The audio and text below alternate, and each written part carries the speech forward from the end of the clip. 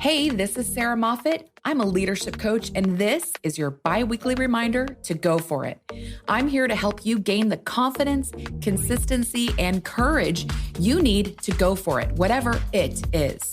This is a podcast produced by Cybrary, a company that is all about going for it. They've revolutionized the cybersecurity education experience, and I'm excited to hang out with you and Cybrary today. All right, y'all, it's Monday. It's time to stand up, get yourself together, and let's go for it.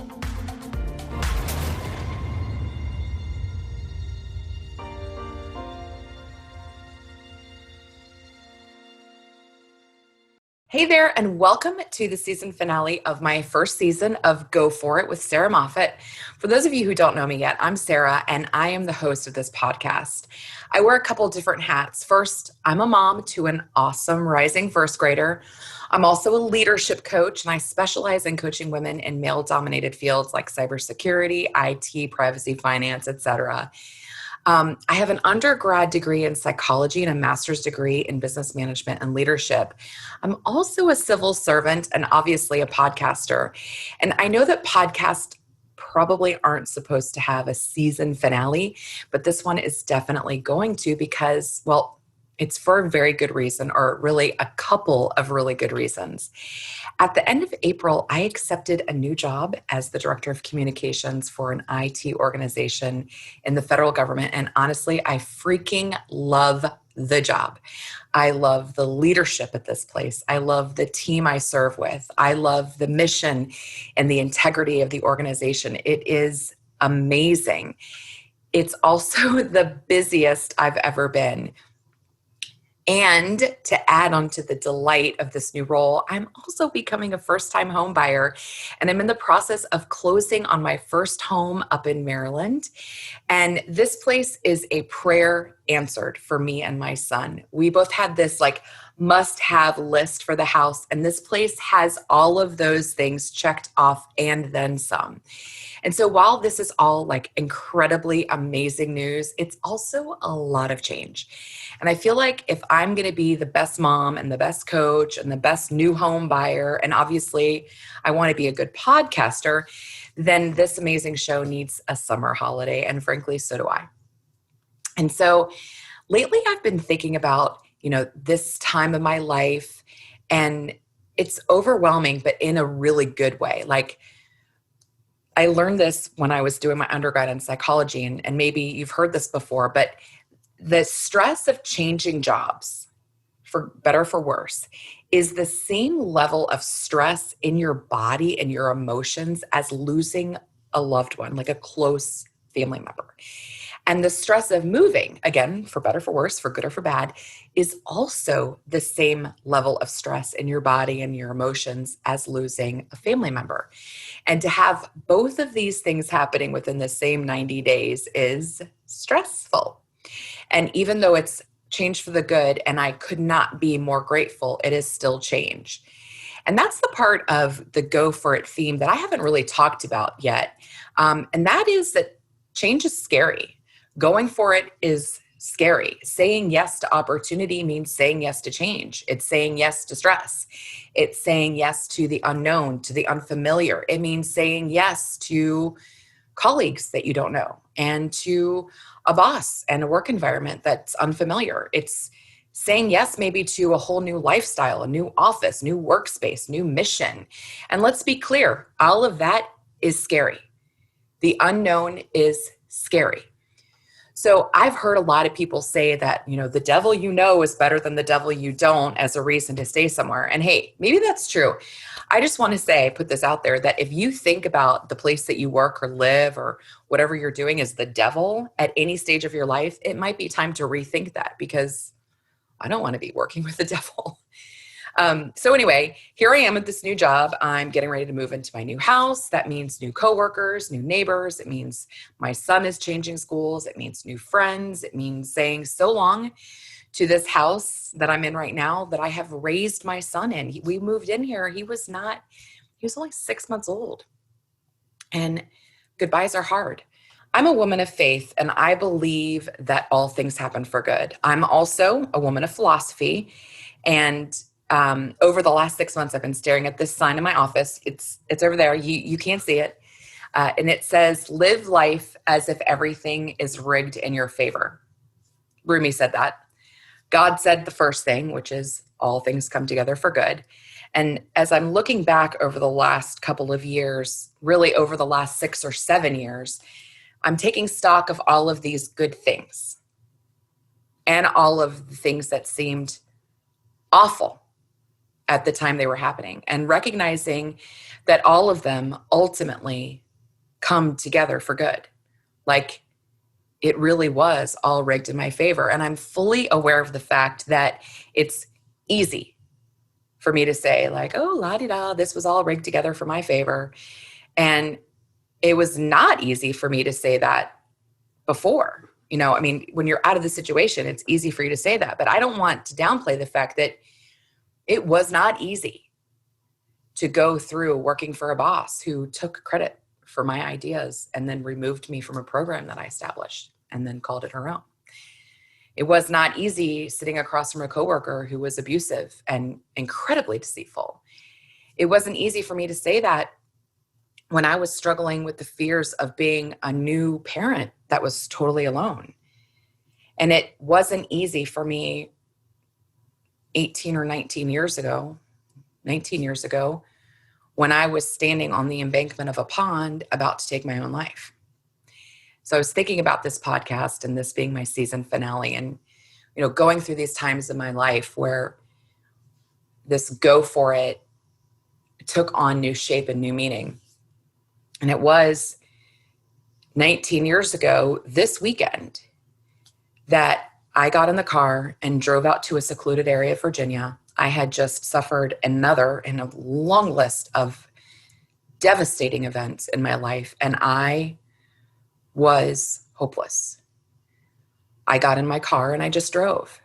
I don't even remember the drive, honestly, but I do remember like seeing a lake or pond or whatever on the side of the road. And I had this thought in my mind, like, drowning myself was the right thing to do. I thought of Virginia Woolf, who I know that she drowned herself. She put rocks in her pocket and she waded into the water and took her last breath. And so I pulled off the road. I got out of the car and I stood at the edge of this pond. And I saw the sun shining and the mountains reflected in the water. And I thought to myself, I can't even find beauty in this. And I should be able to. And at that moment, I realized that needs to be my last thought.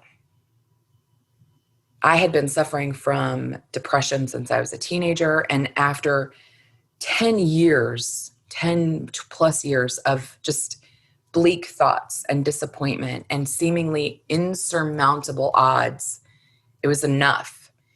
And so I bent over and I picked up a rock and I put it in my pocket. And I stood up and I thought, am I going to do this? And I looked up at the mountains again and I said, yes. And almost at that exact moment, a man walked up to me.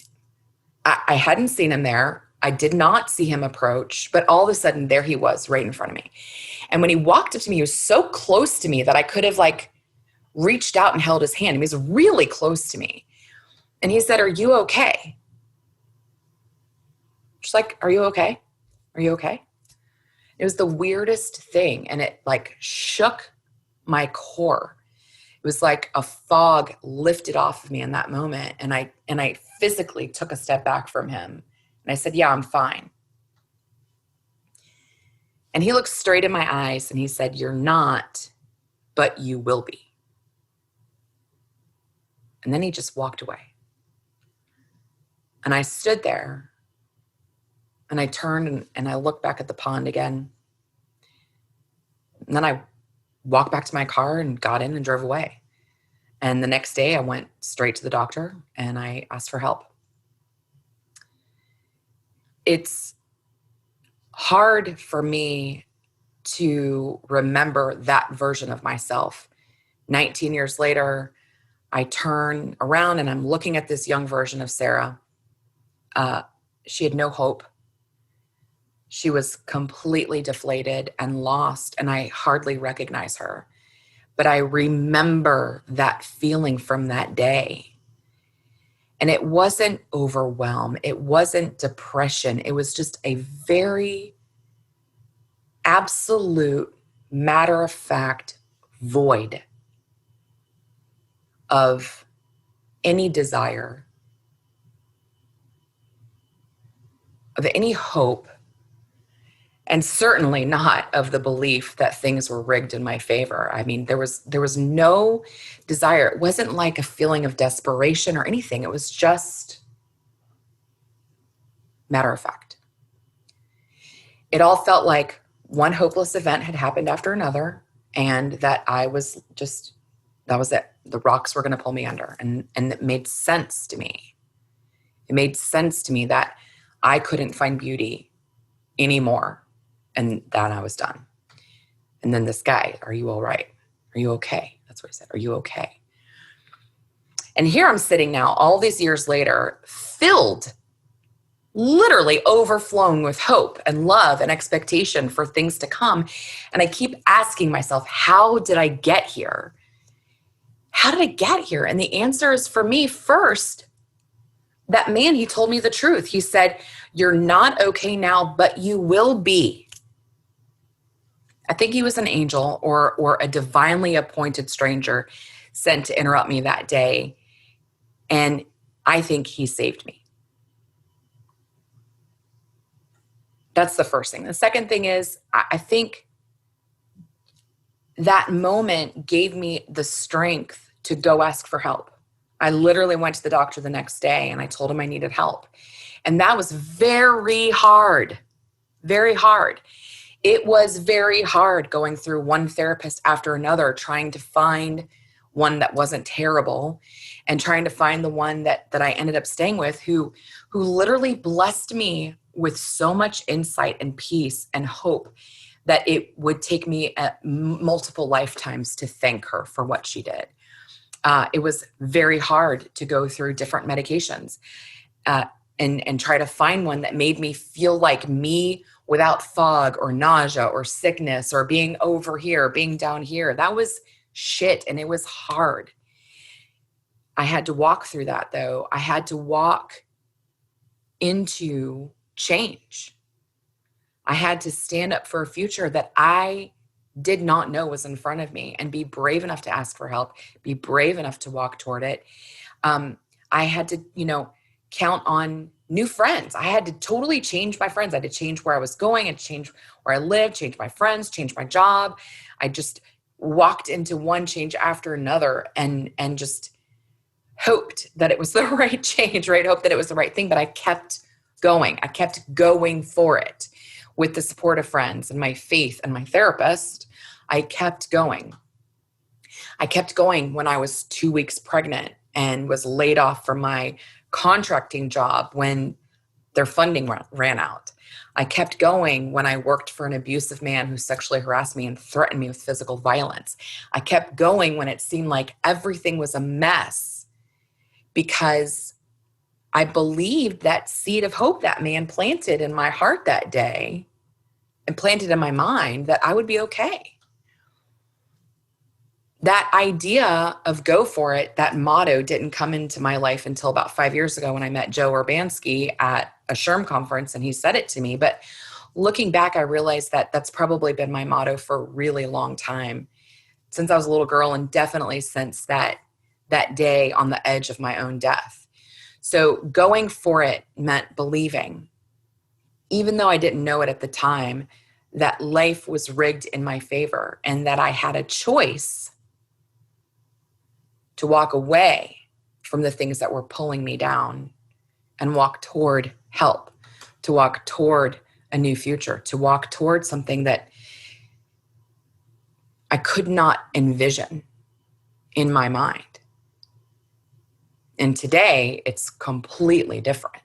Today, going for it means waking up every day and looking at life for the opportunities to serve and lead. It's looking at my beautiful son and thinking of ways to have amazing adventures with him and thanking God for the miracle of his life. It means I wake up every morning at 5 o'clock in the morning or earlier, sometimes 15 minutes later, but right around 5 a.m., I have that quiet time. I exercise. I start the day full of love and hope and energy. And even when days are hard or full of stress, like they are right now, the good kind, good or bad, right?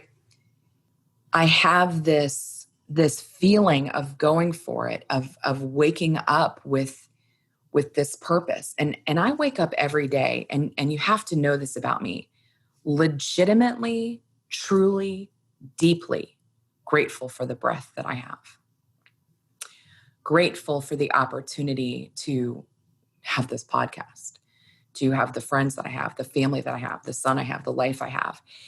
Like a depth of gratitude I cannot articulate. And I do believe that all things happen for a reason. And so here I am in this amazing job that I love so much, working for people that are truly inspiring and innovative. And I have this amazing team that I work with, and I have this incredible kid, and we're buying this incredible house. And the hell that I walked through, and the choice after choice after choice I had to make to keep going for it, it has not been easy. And each step along the way has kind of been like planting a little seed. And for whatever reason, this is the season of my life where all of those seeds seem to be coming up. And I look around, and every day it's like this beautiful garden of hope.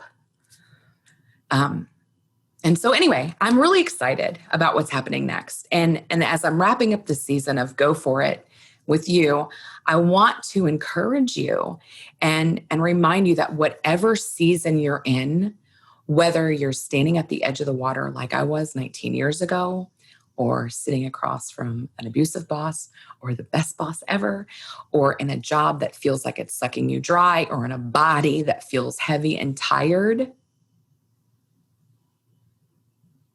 maybe you're not okay right now, but you will be. Lift up your eyes to look for hope. Look for a helper. Look for the exit sign from the job and the entrance to the new one. Look for the healthy snack and the quick walk around the block to get your body and your blood moving. Look for opportunities to change your perspective. Look for the coach who's going to help you move to the next stage of your career and believe in yourself. Look for that mentor who's going to remind you who you are. Look for the opportunities and the things that make you say, I'm going to go for it. Know that that change is going to be hard.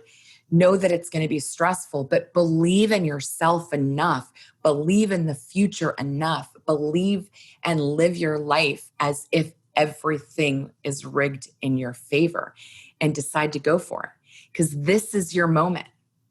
This is it. It might not feel like your moment. It might just feel like Monday. Or it might feel just like a regular afternoon. But this moment right here, you have a choice. And I want you to choose to believe in yourself, to believe that all things work together for good, because you are called for a great life. You are called for hope and joy. And I believe that things are rigged for your favor, and that each step you take, walking in hope and belief of that, puts you one step closer to, I don't know what, but you do. So for me, I'm about to go for it with this new house. And I'm packing and I'm moving and I'm resettling, and I'm going for it with leading and serving with my new team at this dream job and serving the dream clients that I coach. And this summer of 2021, if you're still here and you're still listening, then you know that this is your summer. And I cannot wait to hear from you about what you do next. So make this your moment to go for it. Make this your summer where you step away from the water's edge, where you go do something brave, where you make a choice that, God, you've been sitting on it and you've been sitting on it and you've been scared. Get up Get up. Get those rocks out of your pockets. Walk away. Make a choice to go toward that thing. It might be hard. It might be stressful. It might push you to your limit. But I believe in you. And I believe this is your moment.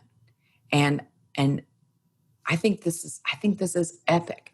So go out there and do something great this summer. And when we come back in the fall, maybe I'll have an email from you. Maybe you'll email us at Cybrary and tell us something brave that you did, and I can read all about them in the next season. I mean, I just think that opportunities are endless, but I just want you to know that I believe in you, that I believe this podcast is here. I believe you're listening to it for a reason.